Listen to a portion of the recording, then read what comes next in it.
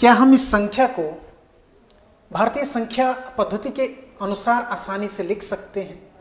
असल में मैथ में छात्रों के कमजोर होने का प्रमुख कारण संख्या पद्धति का सही तरीके से ज्ञान ना हो पाना होता है।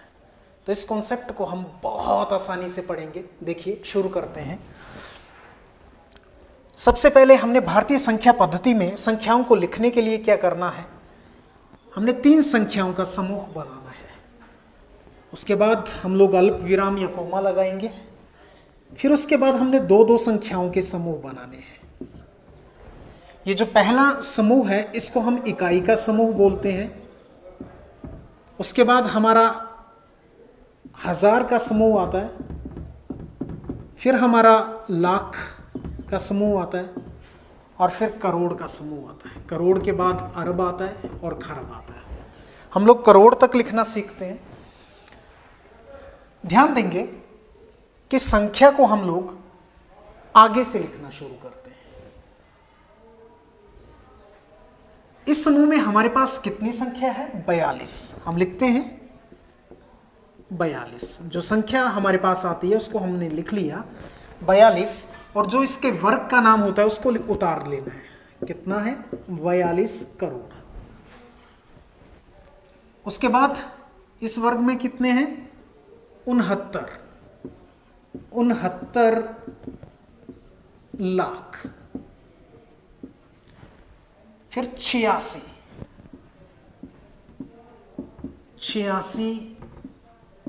हजार, क्योंकि 1000 का वर्ग है जिसको इंग्लिश में पीरियड बोलते हैं। और लास्ट में 246।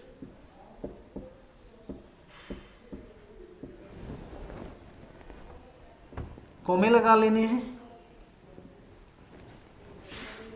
और इस तरह से हमने बहुत ही आसानी से इस संख्या को लिख लिया। इंग्लिश में लिखेंगे तो किस तरह से लिखेंगे? इसको हम वंस का पीरियड बोलते हैं, इसको हम 1000 का पीरियड बोलते हैं, इसको हम लैक्स का पीरियड बोलते हैं और इसको करोड़ का पीरियड बोलते हैं। कितना बना? 42 करोड़ 69,86,246। चलिए इन दी हुई संख्याओं का अभ्यास करते हैं। जैसा कि मैंने आपको बताया, पहले 3 का समूह, फिर 2 का समूह। पहले समूह को क्या बोलते हैं? इकाई का समूह। फिर 1000 का समूह, फिर लाख का समूह, फिर करोड़ का समूह। तो जब हम इस संख्या को लिखेंगे तो ये करोड़ का समूह है। इधर कितना है? 1 करोड़ 6। संख्या बन गई 1 करोड़ 6। अगर इंग्लिश में हम लिखते हैं तो हमारे पास ये संख्या आती है 1 करोड़ 6। 1 करोड़ 6। ध्यान दीजिए, जब किसी समूह में पूरी तरह से शून्य होती हैं तो उस समूह का नाम नहीं लिखा जाता है।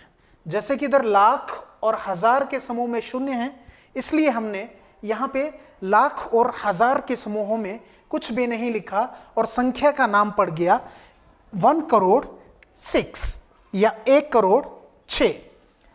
अब ये जो 2 संख्याएं बचती हैं ये आपके अभ्यास के लिए हैं। आपने इन संख्याओं का उत्तर कमेंट बॉक्स में डालना है